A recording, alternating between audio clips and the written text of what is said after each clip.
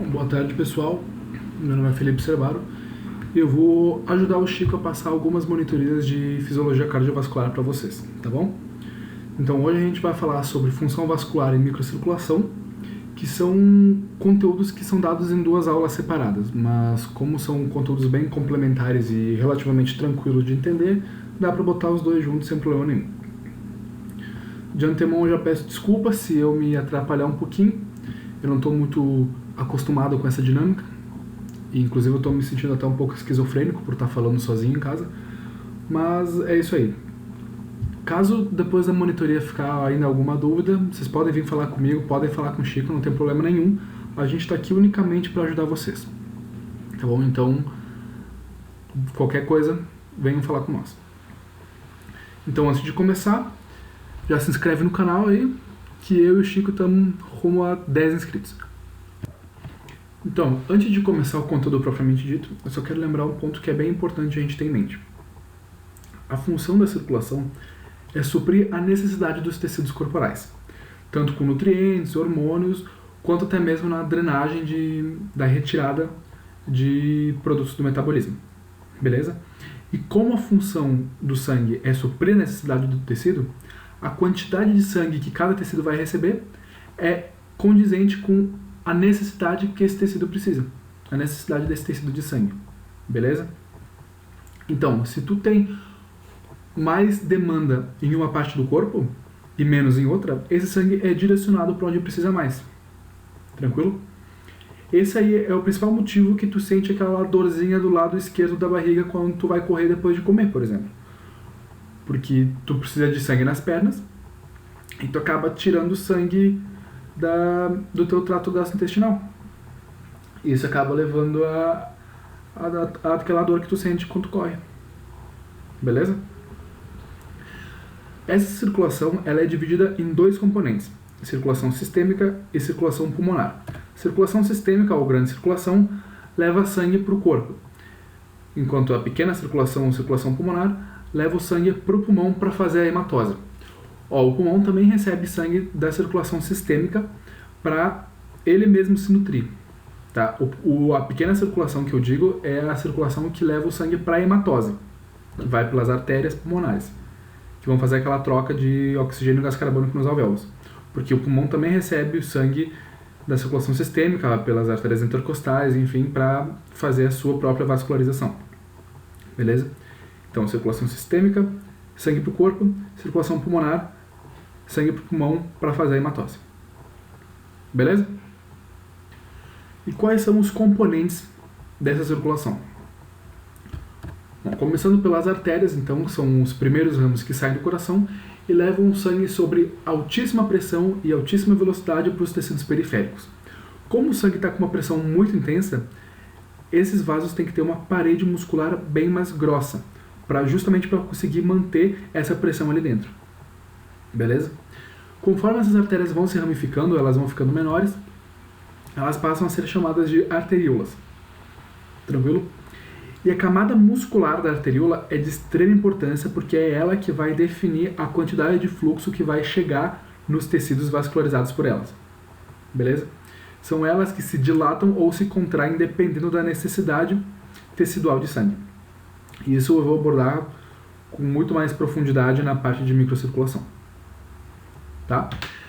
Só que assim, a camada muscular que circunda a arteríola, ela é sempre contínua, né? Tu vai ter um revestimento total de toda a circulação da arteríola, só que conforme essa arteríola vai se subramificando, essa camada muscular deixa de ser contínua e passa a ser espiralada. Tem como se fosse uma espiral de músculo circundando a tua arteríola.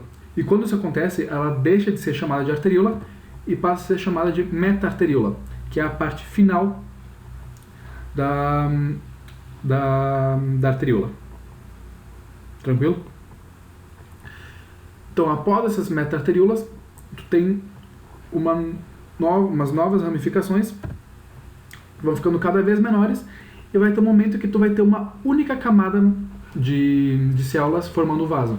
Tu vai ter só uma camada endotelial e nessa hora os vasos passam a ser chamados de capilares. E são nesses capilares que tu vai ter o aporte celular de sangue. Tá? É ali que tu vai ter a troca de substâncias entre o sangue e os tecidos.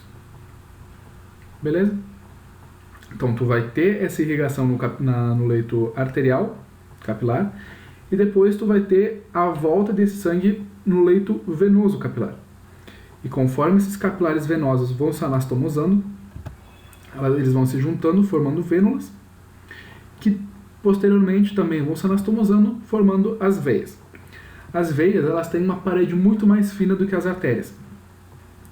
E essa parede mais fina faz com que ela seja muito mais receptiva ao sangue. Ela consiga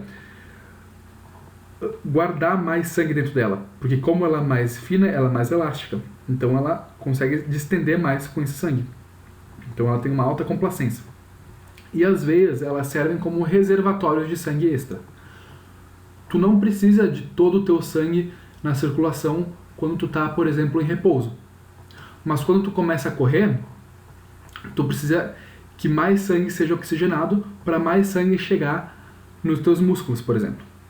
E esse sangue extra fica retido principalmente nos membros inferiores, lá na região das panturrilhas. Tá bom?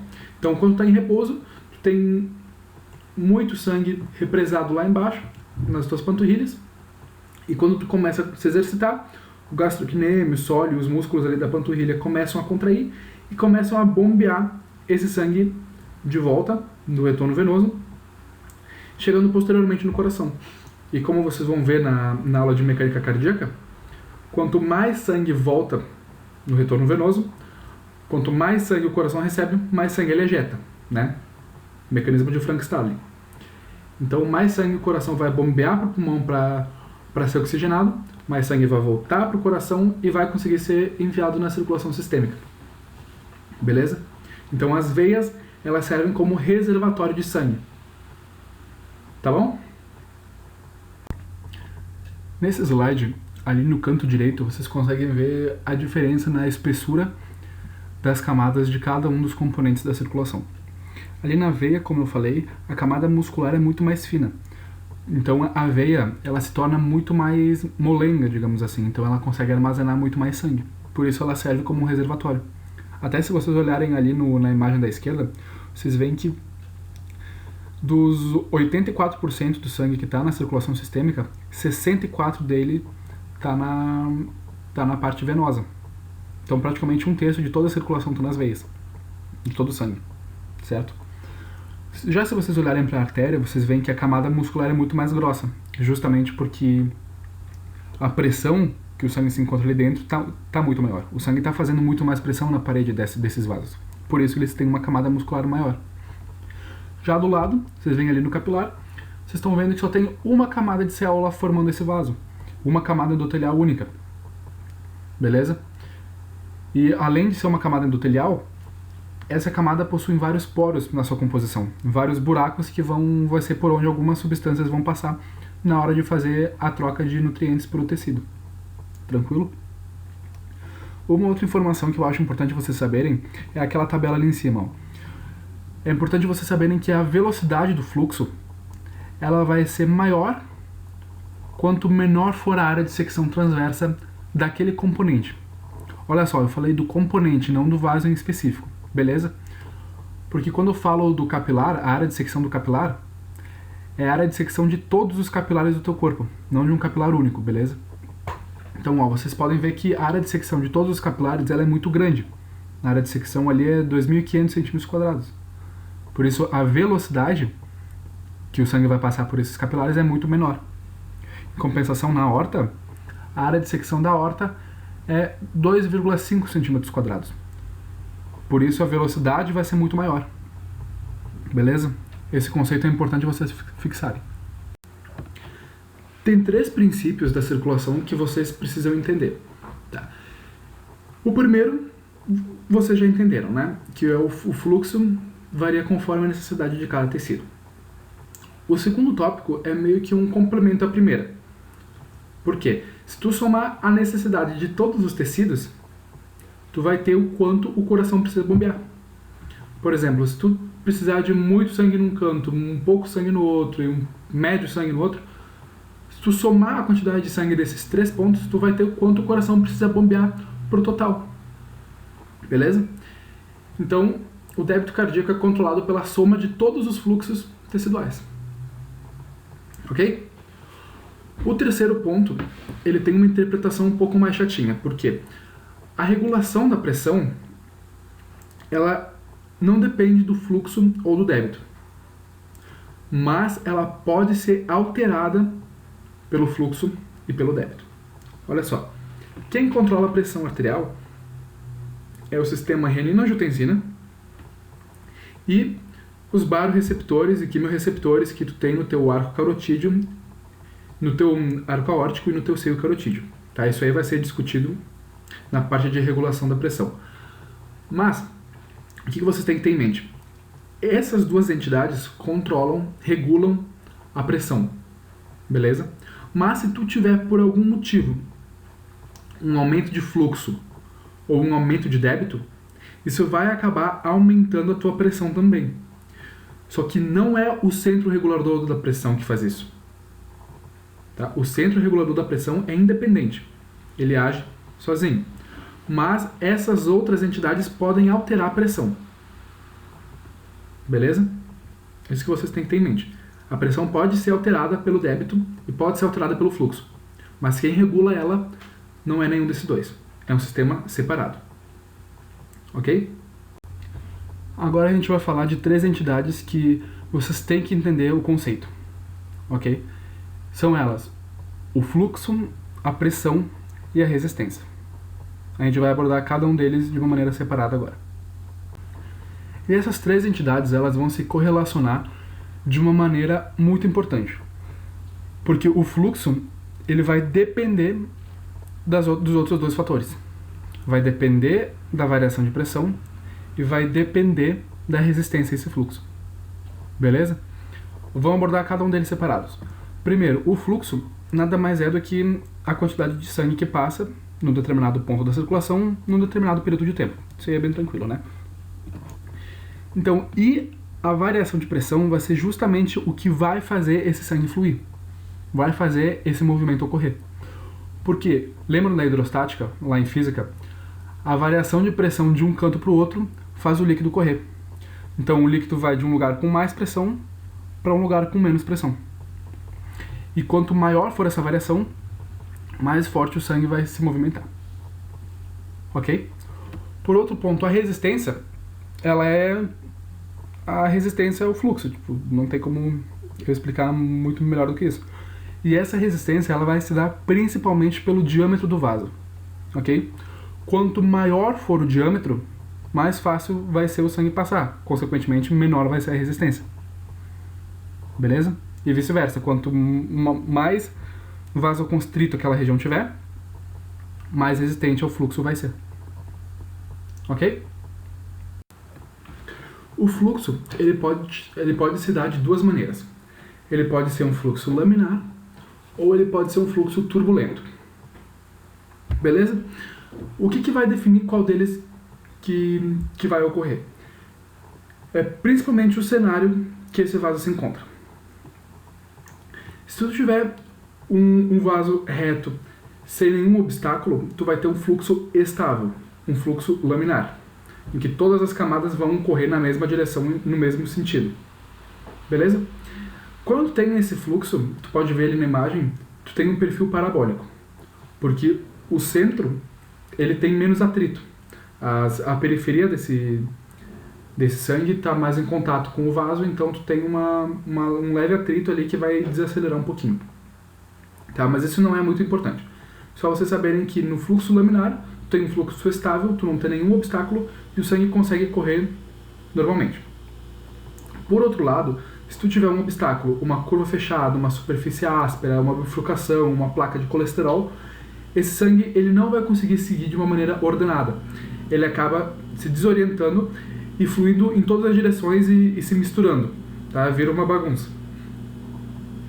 Esse tipo de fluxo ele pode gerar alguns problemas. Ele pode machucar o endotélio, facilitando a formação de trombo, facilita a formação de placa de gordura, pode dar uns problemas. E se isso acontecer numa coronária, por exemplo, tu pode ter maior chance de ter uma placa e posteriormente ter um infarto. Se isso acontecer numa carótida, tu pode ter uma estenose carotídea. Então o ideal é sempre o fluxo tentar se manter o mais laminar possível. Beleza? Mas não é só obstáculos que podem fazer com que esse fluxo fique mais turbulento. Tem características do próprio vaso, características de onde esse sangue está passando, que pode facilitar que ocorra esse turbilhonamento. E quais são essas características? A velocidade com que esse sangue está passando, o diâmetro do vaso em que esse sangue está passando, a densidade do sangue e a viscosidade do sangue. Beleza? E como essas entidades se ligam entre si? Elas são ligadas no número de Reynolds. Ou seja, o número de Reynolds dá a tendência ao turbilhonamento. Se tu tem um número de Reynolds grande, tu tem uma grande chance de ter um fluxo turbulento. Se tu tem um número de Reynolds pequeno, tu tem uma maior chance do fluxo ser laminar nesse vaso. Beleza? Então, quanto maior a velocidade, maior o diâmetro e maior a densidade desse sangue, maior é a chance de turbilhonar. E quanto maior a viscosidade, menor é a chance de turbilhonar. Vocês não precisam saber a fórmula, tá? Isso costuma cair, se isso cair, vai ser muito mais no sentido de vocês saberem quais grandezas aumentam ou diminuem a tendência ao turbilhonamento. Por exemplo, aonde que tu tem uma chance maior de turbilhonar? Numa aorta ou num capilar? A velocidade do sangue na aorta é muito, muito maior do que a velocidade do sangue no capilar. Por isso, é muito mais provável que tu turbilhone o sangue na aorta e não no capilar. Beleza? Mas para facilitar, eu criei um macete que pelo menos para mim funcionou. Provavelmente muitos de vocês vão achar um macete idiota, até porque é um macete idiota, mas se ajudar alguém eu já fico feliz e vale a pena passar vergonha. Vocês conhecem esse ator aqui? Ele é o Ryan Reynolds, tá? Reynolds. Faz sentido, né? E ele fez um personagem da Marvel que alguns de vocês devem conhecer, que é o Deadpool. Então, qual que é o meu macete? O meu macete é que eu vi o Deadpool no cinema, tá? Então, vi o Deadpool no cinema. Então, daí o no cinema fica embaixo. Só lembrem que pensem que é no cinema, tá? Não é no cinema, porque não tem nenhum C no negócio. Então, desculpem aí pelo macete meio idiota, mas se alguém entendeu e alguém gostou, eu já fico feliz. Beleza, gente? Falando da pressão, então. A pressão sanguínea é a força que o sangue está fazendo nas paredes do vaso onde ele está. Beleza? Essa pressão é medida em milímetro de mercúrio, tá? Ali eu botei só uma curiosidade inútil para vocês saberem como é feita essa medição. Mas o que vocês têm que saber é que a força exercida pelo sangue nas paredes do vaso é a pressão sanguínea. E essa pressão, ela é diferente conforme o componente que tu for avaliar. A pressão que o sangue faz na aorta, nas artérias como um todo, é muito maior do que a pressão que esse sangue faz nas veias, por exemplo. Beleza? Então, no próximo slide eu coloquei as principais diferenças entre cada parte da circulação. Como eu falei ali no outro slide, então, cada parte da circulação tem uma pressão diferente. Por exemplo, as pressões nas artérias, elas são maiores do que as pressões nas veias. A pressão da artéria, numa artéria sistêmica, é maior do que da pressão da artéria pulmonar. Então, variam conforme as posições que tu for analisar. Beleza? Para vocês terem uma noção, a pressão pode variar de 120 na aorta para 0 na cava. Tranquilo? Então é importante vocês saberem que a pressão não é constante.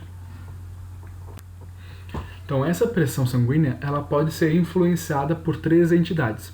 Influenciada, tá? Não controlada. Ela é influenciada pelo débito cardíaco, Então, quanto maior o débito, ou seja, maior a quantidade de sangue ejetada a cada minuto, maior vai ser a pressão que esse sangue vai fazer nas artérias. Pelo volume sanguíneo, então quanto mais sangue, maior vai ser a força que esse sangue vai fazer, porque tem mais sangue fazendo força. E resistência periférica. Então, quanto menor o calibre do vaso, mais apertado o sangue vai ficar. Consequentemente, mais força ele vai fazer. Beleza? Então ela é influenciada por esses 3 pontos. Quanto maior o débito, maior o volume e maior a resistência, maior vai ser a tua pressão sanguínea. Passando para o último ponto, então, a resistência ao fluxo. O que você tem que saber da resistência? Praticamente só uma coisa. Ela é influenciada pelo diâmetro do vaso. E é uma influência muito importante, porque qualquer alteração no diâmetro altera muito mais a resistência. Se tu tiver um aumento pequeno do diâmetro, tu vai ter uma queda muito acentuada da resistência. E vice-versa. Se tu tiver uma redução do diâmetro, uma redução mínima do diâmetro, a resistência vai aumentar muito. Beleza? Qual muito? Na 4ª potência. Tá? O diâmetro, ou o raio, né, sempre vai ser alterado na 4ª potência pela resistência. Ok? Uma coisa que vocês têm que entender bem, mais conceitual assim, se vocês diminuem o calibre do vaso, vocês fazem uma vasoconstrição, diminui o calibre, o fluxo vai diminuir, beleza? Mas a força com que esse fluxo vai passar, a pressão vai aumentar. É aquela velha ideia de colocar o dedo na ponta da mangueira. Tá saindo água numa determinada força.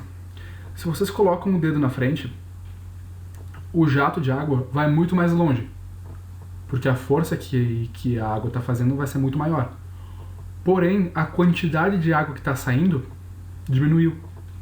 Ok? Então lembrem, a resistência, o diâmetro, se tu reduzir o diâmetro, tu aumenta a resistência, tu diminui a quantidade de sangue que sai, tu diminui o fluxo, mas tu aumenta a força, a pressão com que esse fluxo passa. Beleza? Só relembrar esse ponto. Então, voltando ao tópico principal. Resistência tem relação com o diâmetro na 4ª potência. Tem fórmula para isso? Claro que tem. Mas vocês não vão precisar saber essa fórmula. O que você tem que saber é que a resistência ela é alterada pelo raio na 4ª potência. Ou seja, se tu tiver um aumento no raio, tu tiver um aumento de 5 vezes no raio, o vaso dilatou, aumentou o raio em 5 vezes, tá, peguei pesado. Se tu tiver um aumento do raio de 2 vezes, tá, porque eu não sou matemático, né, então não vamos exagerar.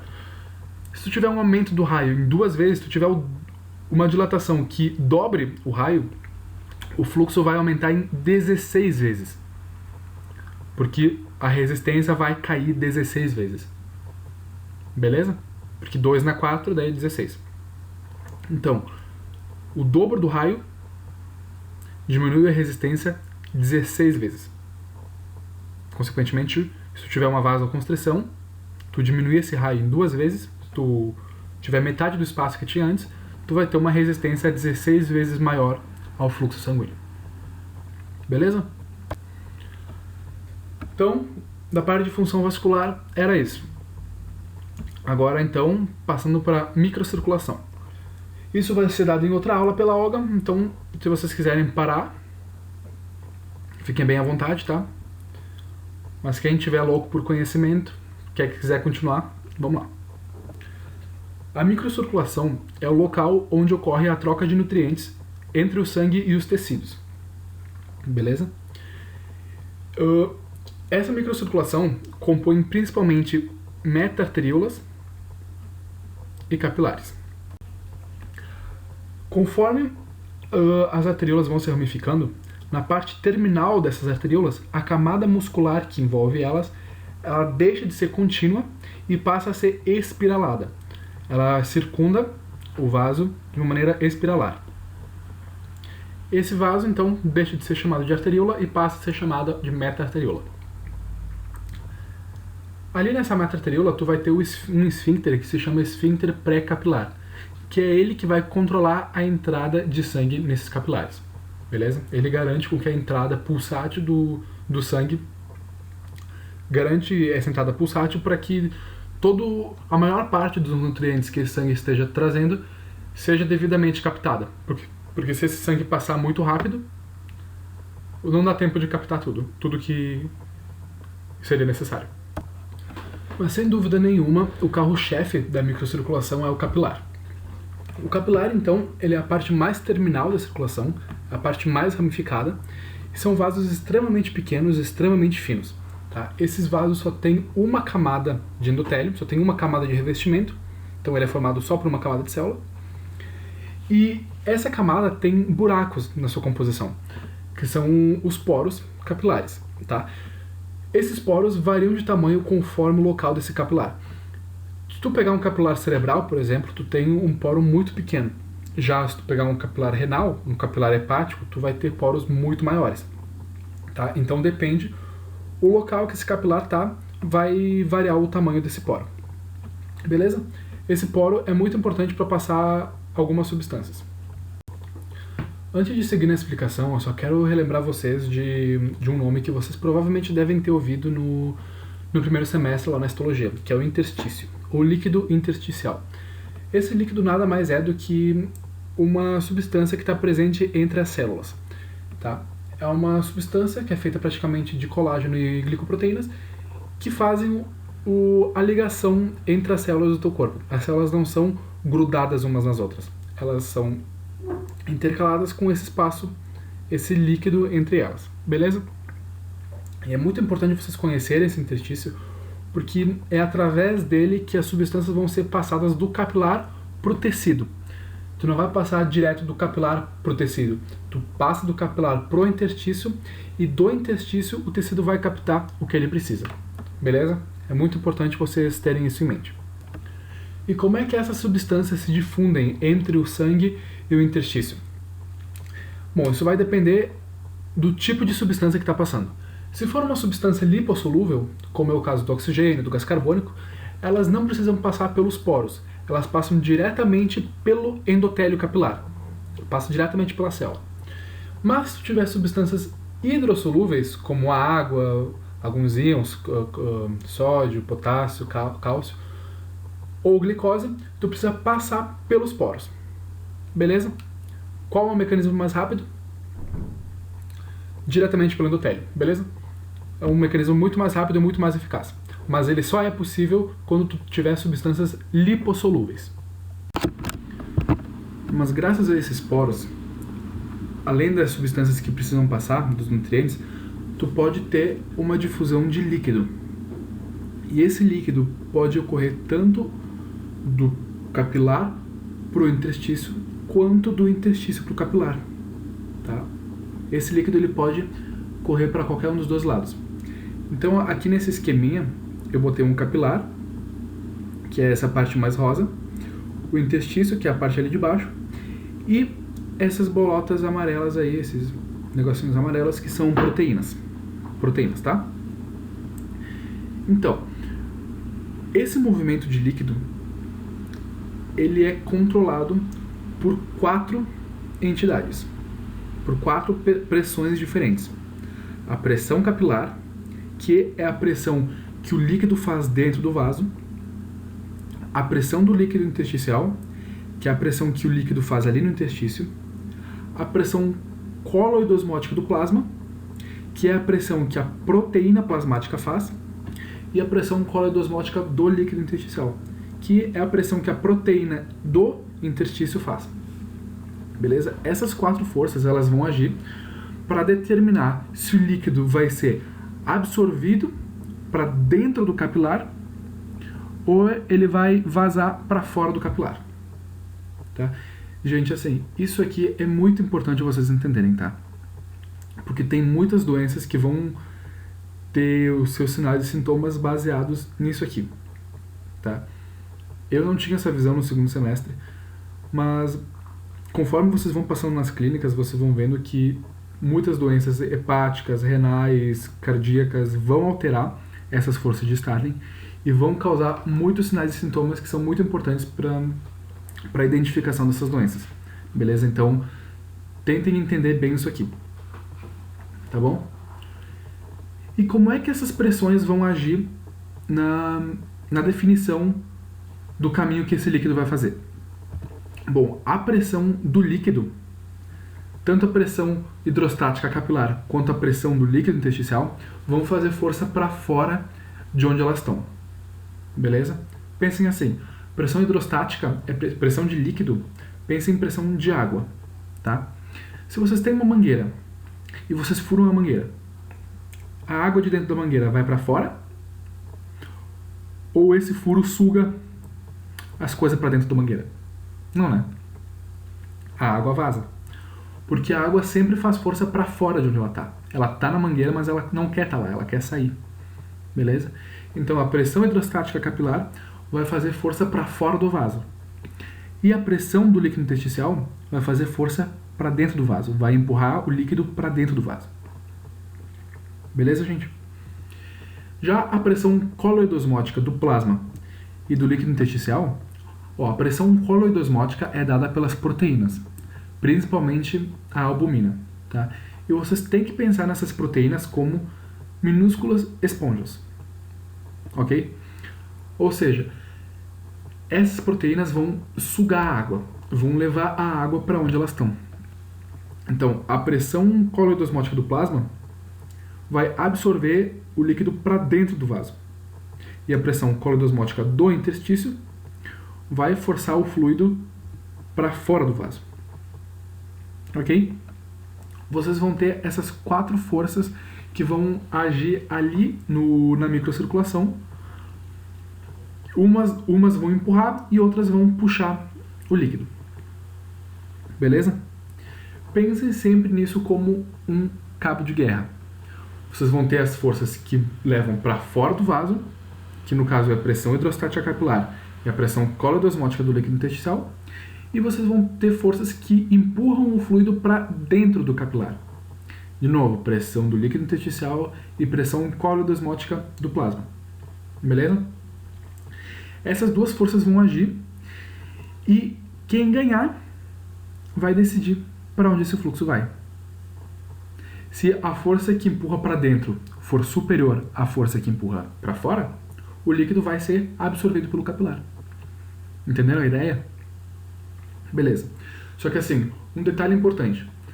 A pressão do líquido intersticial, a pressão hidrostática do líquido intersticial, na prática, ela tem um valor negativo. Tranquilo? Esse é um detalhe bem importante e eu já vou explicar ele. E por que esse valor é negativo? Simplesmente porque ali na região do líquido intersticial, ali na região do interstício, vocês têm uma estrutura que suga o líquido que está ali. Tá? Criando tipo como se fosse um vácuo. Então, no lugar de ter um líquido que empurra para dentro, que empurra de volta para o vaso, esse líquido é sugado. Então, tu cria como se fosse um vácuo no lugar dele, puxando o líquido para fora. Então, acaba sendo um valor negativo. Entenderam? E quem que é essa estrutura que suga o líquido do interstício? O sistema linfático.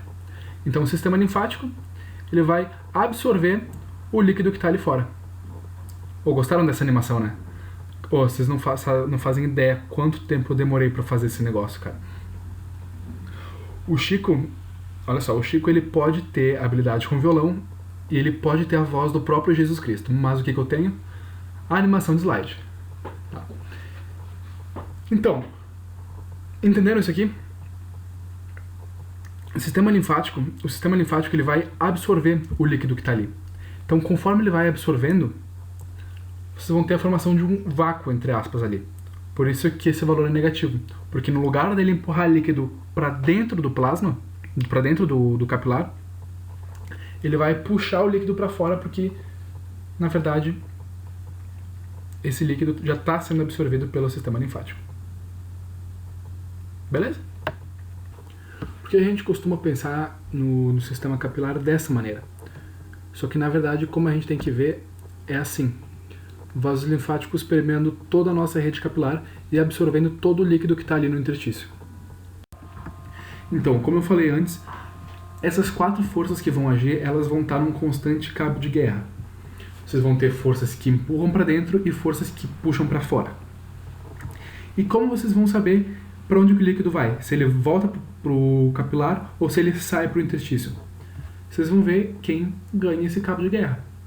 Vocês vão somar as forças que empurram para dentro e subtrair com as forças que puxam para fora. Beleza? Então essa fórmula é só um jeito chique de falar, de escrever o que eu falei. A pressão efetiva de filtração, ou seja, a força resultante é igual às forças que puxam para fora, pressão capilar e coloidosmótica do interstício, menos as forças que empurram para dentro, pressão do líquido intersticial e pressão coloidosmótica capilar. Beleza, gente? Numa situação fisiológica, quem ganha é a força que empurra o líquido pro interstício. Beleza? Tu vai ter uma resultante de efluxo. Ou seja, a pressão efetiva de filtração vai ser uma força de saída do capilar. E esse líquido, consequentemente, como a força que leva para fora do capilar ganha, o líquido vai sair do capilar. Só que esse líquido, no lugar dele se acumular no interstício, ele é sugado pelo sistema linfático. Então o sistema linfático vai lá, os aspiradorzinhos vão lá, sugam esse líquido e desembocam lá no ângulo jugo subclávio. Né? Então vão lá, desembocam lá perto da veia cava e volta para a circulação normal. Beleza? Entenderam isso aqui, gente? Ó, se alguém não entendeu isso aqui, me chama ou chama o Chico, que a gente ajuda vocês a entender isso aqui, tá? Isso aqui é certo que vai cair na prova de vocês, tá? E vocês precisam entender isso aqui até para entenderem as doenças que vocês vão ver por aí, tá bom? E assim, na prova, vocês não precisam se preocupar em lembrar que o valor é negativo, porque geralmente na própria questão, quando a Olga escreve os valores, ela bota pressão negativa do líquido intersticial. Aí, no lugar de vocês somarem a pressão do líquido intersticial como sendo para dentro do vaso, vocês somam junto com os que saem. Beleza? Vocês só invertem a seta, que daí fica mais fácil, tá?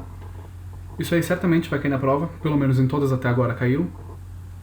E é bem tranquilo, ela vai dar os valores e vai pedir qual que é a força resultante e para onde é que vai apontar essa força.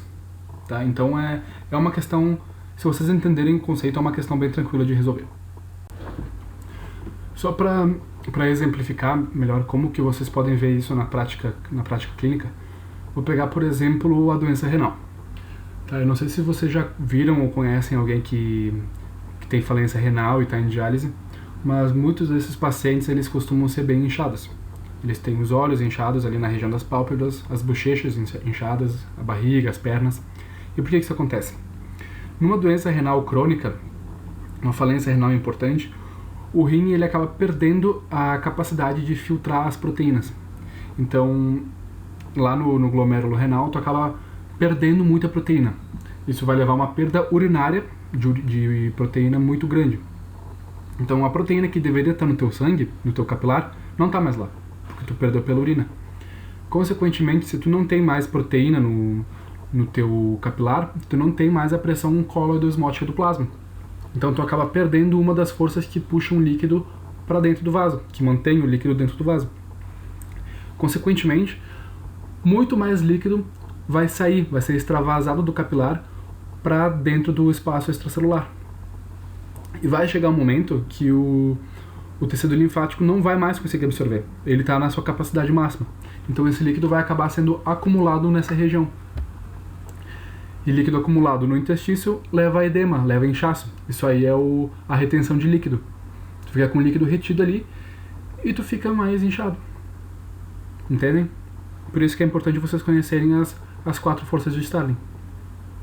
Uma outra ocasião, inclusive, que vocês vão ter monitoria de insuficiência cardíaca, já vou me meter um pouco na parte do Chico, mas se vocês têm, por exemplo, uma hipertrofia ventricular, tá? O ventrículo esquerdo de vocês está muito grosso e a luz de dentro, a câmara ventricular, diminui de tamanho. Se essa câmara diminui de tamanho, o sangue não vai conseguir entrar ali. O sangue vai acabar sendo acumulado nas veias pulmonares, porque vai chegar no coração menos do que deveria. Então o sangue vai ficar acumulado ali nas veias pulmonares. E se tu voltar lá nos componentes da circulação, tu vai ver que se tu acumular nas veias, tu acaba acumulando nas vênulas. E conforme tu acumula nas vênulas, tu vai acabar acumulando uma hora ou outra no capilar. E se tu ter muito sangue significa mais pressão. Então se tu tem mais sangue no capilar, tu acaba tendo mais pressão hidrostática capilar, que também vai empurrar com mais força o líquido para fora do vaso. E se tu empurrar o líquido ali no interstício pulmonar, tu vai ter líquido acumulado no parênquima pulmonar. E esse líquido no parênquima vai levar à congestão pulmonar, aos sintomas respiratórios, principalmente a falta de ar. Por isso que pessoas com insuficiência cardíaca, se não são devidamente tratadas, elas têm falta de ar, porque tem líquido acumulado no interstício do parênquima pulmonar. Beleza? Então por isso que é importante vocês conhecerem essas 4 forças de Stalin, porque elas vão ocasionar muitos sintomas de várias doenças que vocês vão ver. Tranquilo, gente? Se vocês não entenderam essa parte, venham falar com nós que a gente ajuda vocês, tá bom? Aguentem mais um pouquinho que a gente tá quase acabando, tá? Agora eu vou falar do controle local do fluxo sanguíneo. Como eu falei lá no começo da microcirculação, a gente tem um controle do sangue que chega em determinada parte do corpo. E esse controle é dado principalmente pela necessidade daquele tecido em específico, tá? E a gente tem algumas explicações que mostram como que aquele tecido consegue fazer com que mais sangue chegue nele. A gente pode ter esse controle tanto a curto prazo, que é uma alteração na microcirculação, ou a longo prazo, que é uma alteração em toda a estrutura física dos vasos, tá? O que é importante vocês saberem nesse momento é o controle agudo, que é a alteração pontual na microcirculação. E como é que esse controle vai ocorrer? Então, sempre que tu tiver pouco oxigênio para cobrir uma demanda tecidual de um tecido em específico, aquele tecido vai ocasionar uma vasodilatação local para aumentar o aporte de oxigênio. Tranquilo? E como é que isso vai ocorrer? Tem 2 formas que explicam isso. A primeira delas é a teoria da vasodilatação. Sempre que tu tem um aumento de metabolismo de uma área, tu vai consumir mais oxigênio, certo? E conforme tu consome oxigênio, a concentração de oxigênio nessa área vai diminuir. Então se tu já não tem mais de onde tirar oxigênio para conseguir consumir, tu vai ter que procurar outras formas de ganhar energia. A principal delas é a quebra do ATP. E o que significa ATP?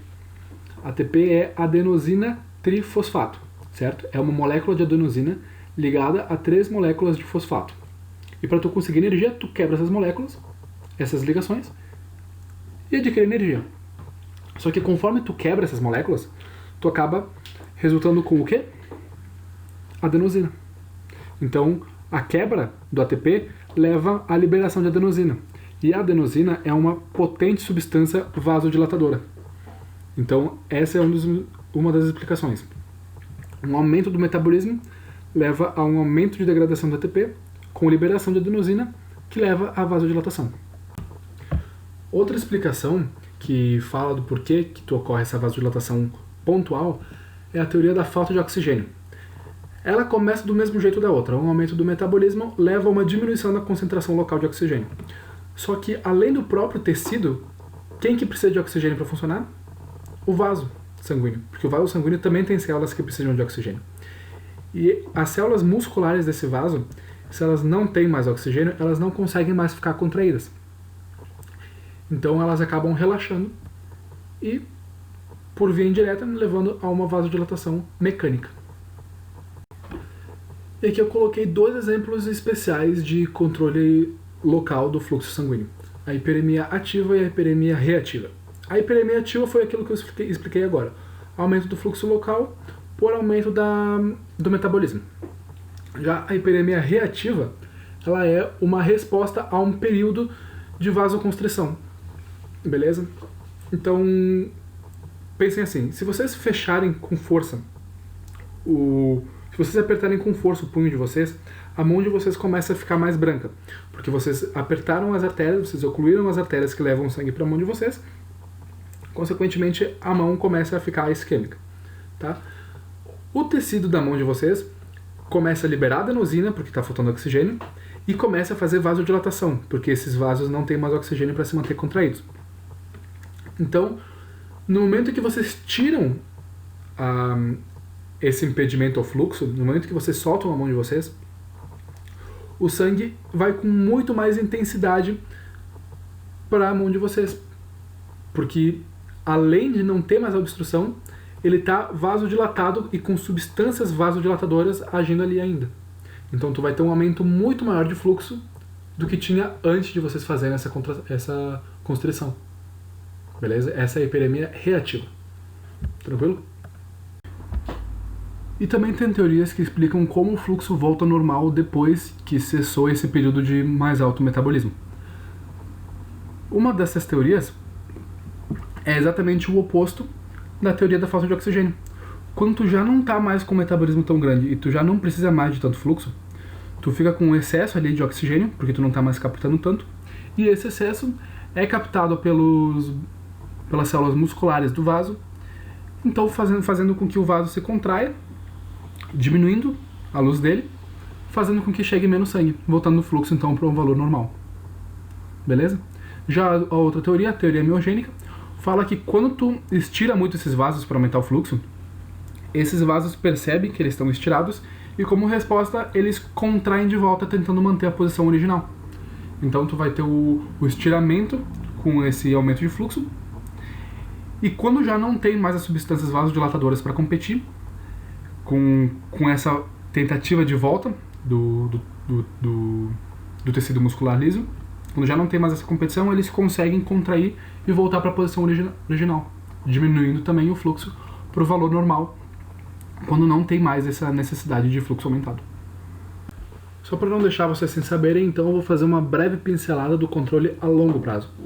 Esse controle não é só uma coisa pontual que vai ocorrer na microcirculação e depois vai voltar normal. Esse tipo de alteração ocorre quando tu tem uma falta de oxigênio por longos períodos. E isso vai ocasionar toda uma modificação anatômica, uma modificação estrutural dos vasos sanguíneos. Seja com aumento do número de vasos, seja com hipertrofia, com estiramento desses vasos, depende do tipo de estímulo que tu tem. Por exemplo, tu tem lá uma coronária de um velhinho que está 50% obstruída, beleza? Todo o tecido que é irrigado por aquela coronária está isquêmico, porque não tem tanto sangue chegando nela. Se essa obstrução for parcial, for evoluindo de maneira progressiva e devagar, que não mata a pessoa, né? Tu acaba tendo novos vasos de outras coronárias, de outras arteríolas, que vão se proliferar e vão chegar na área isquemiada para vascularizar ela. Então tu tem uma recuperação desse tecido, uma recuperação da irrigação por aumento de número de vasos, que é a neoangiogênese, beleza? Então tu vai ter uma modificação estrutural desses vasos. Não é uma coisa pontual, é uma coisa permanente. Esse é o controle a longo prazo. Aqui nesse último slide, então, eu coloquei algumas substâncias que podem causar vasodilatação ou vasoconstrição. Isso aqui vocês não precisam decorar, é mais como uma consulta rápida, porque o Colombo, às vezes, ele aborda alguma dessas substâncias e muitas vezes a gente esquece o que ela pode causar. Então, tá aí uma consultinha rápida, caso vocês ficarem com dúvida. Então é isso, pessoal. Espero que eu tenha ajudado vocês. Se vocês ainda ficaram com alguma dúvida após essa monitoria, vocês podem vir falar comigo. Podem chamar o Chico também, a gente ajuda vocês com o maior prazer. E é isso, então. Bons estudos e qualquer coisa, só chamar. Valeu!